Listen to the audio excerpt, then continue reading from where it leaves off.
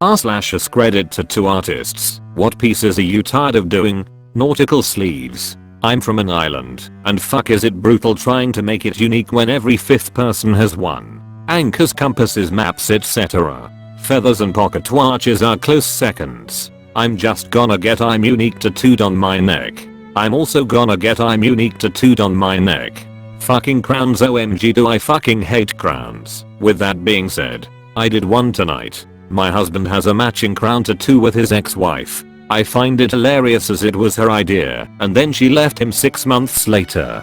His surname is King, and he has a few tattoos, so it doesn't bother him all that much. However, it's her one and only tattoo and obviously no longer her surname. After they broke up, he asked her what she was going to do about it. She replied by saying, "I'm leaving it alone to remind me that I deserve to be treated like a princess."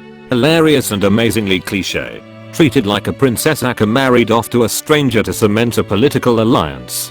I'm an apprentice right now, but practically all of the artists in my shop have agreed on a few things. Infinity symbols, especially with words, anchors, birds, feathers that turn into birds. However, that being said, my mentor followed that up with, "But that's your job security. You'll always have girls coming in for the most basic tattoos, and no matter how tired you get of them, they'll pay your bills." Edit. I definitely did expect this to blow up like it has. Thanks guys. But to everyone who's sad seeing their design/tattoo mentioned, tattoos are meant for you more than other people. It's your skin.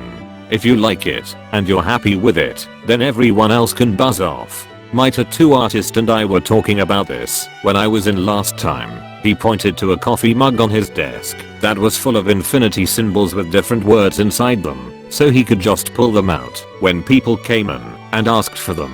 Bonus, there was even an infinity symbol turning into birds. I know a girl that has an infinity symbol that on one end is feathers and on the other is the symbol breaking down into birds. You catered to artist. Okay, pocket watches with roses surrounding them had started to die out bit 1 or 2 years ago. My god, they were fucking rife. The worst part is when the customer says they want one they follow with, "I've got an idea to make it special and unique to me." And I'd say, "You want the time your baby was born, don't you? OMG. How did you know?" This year it has definitely moved on to lions, tigers etc wearing crowns. It's always the guys that have to check with their lass if the design is okay before they start to.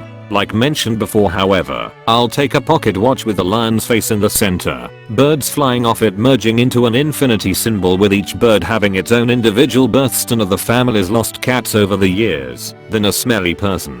Not me, but my sister. It's not a specific thing, but she hates when people want tattoos with too many ideas in it, and by that I mean, for example, a Lord of the Rings character holding a lightsaber while fighting a Dementor on a Velociraptor with a banner that says "Clever Girl," or like Minnie Mouse holding a football team's logo in front of her while also being within a pink cancer ribbon, but wanting the image too small. Small enough that it wouldn't even look good with how much detail it would need. Edit. The first idea wasn't supposed to be cool, I just came up with it on the spot as an example. Edit 2. I realize my first example wasn't that good of one, because, well, I drew it. Bowser smoking a joint, while surfing with an American flag waving behind him.